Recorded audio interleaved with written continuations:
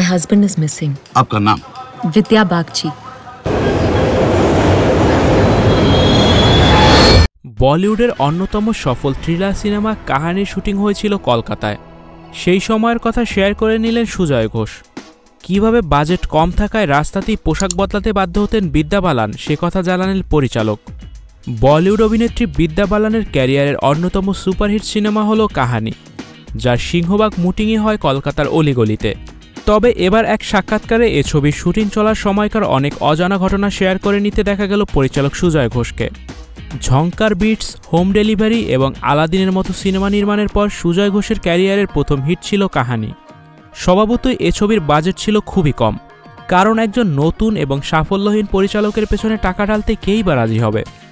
মাসাবল ইন্ডিয়াকে দেওয়া এক সাক্ষাৎকারে নির্মাতা সুজয় বলেন, সেই সময় বিদ্যা বালানি তাকে বাঁচিয়েছে। আলাদিনের ব্যর্থতার পর বিদ্যা সহজেই কাহানিকে না বলতে পারত, কিন্তু আমি সেই প্রজন্মের অভিনেতাদের দেখেছি। স্যার অমিতাভ বচ্চন এমনকি খান সাহেব পর্যন্ত ভীষণ নিজের কথার পাক্কা।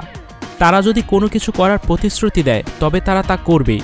স্টুডিও 4D আপনাদের জন্য নিয়ে এসেছে শীতাতাপ নিয়ন্ত্রিত স্টুডিও সুবিধা, আছে অত্যাধুনিক মেকআপ রুম। বিস্তারিত জানতে এখনই কল করুন 01974860664। হাউসটি দেখতে চলে আসুন আমাদের ঠিকানায় শেখেরটেক রোড নাম্বার 9, বাড়ি 24। বিদ্যাও সেই ক্যাটাগরিতে পড়ে। সে কাহানির সঙ্গে আটকে ছিল। সুজয় আরও বলেন, শুনলে অবাক হবেন, ভ্যানিটি ভাড়া নেওয়ার মতো সামর্থ্য আমাদের ছিল না। না ছিল শুটিং থামিয়ে পোশাক বদলাতে যাওয়ার মতো বিলাসিতা। এত টাইট বাজেটে আমরা কাজ করছিলাম। তিনি বলেন, তাই যতবারই বিদ্যা বালানকে পোশাক বদলাতে হতো আমরা কালো কাপড় দিয়ে ওর ইনোভা ঢেকে দিতাম, আর ও তার ভেতর পোশাক বদলাতো। ঘটনা 2012 সাল। মুক্তি পাওয়া কাহানি সুজয় ঘোষের ক্যারিয়ারের মোড় ঘুরিয়ে দিয়েছিল। 80 কোটি দিয়ে তৈরি হওয়া সেই সিনেমা 100 কোটির ওপর ব্যবসা করেছিল, আর সেই সময় 100 কোটির ঘর পেরোনো যে কোনো সিনেমার কাছেই ছিল বিশাল ব্যাপার।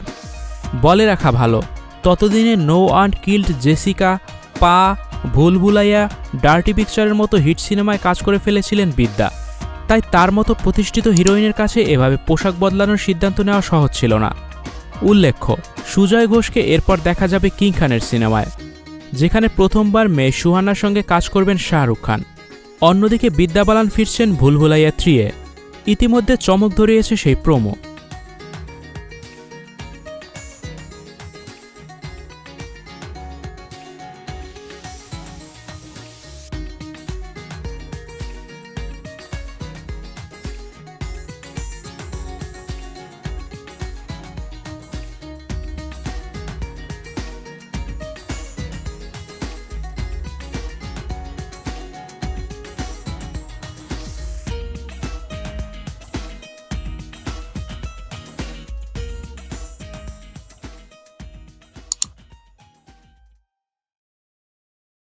Icon Focus 24 TV, powered by 4D 4th Dimension.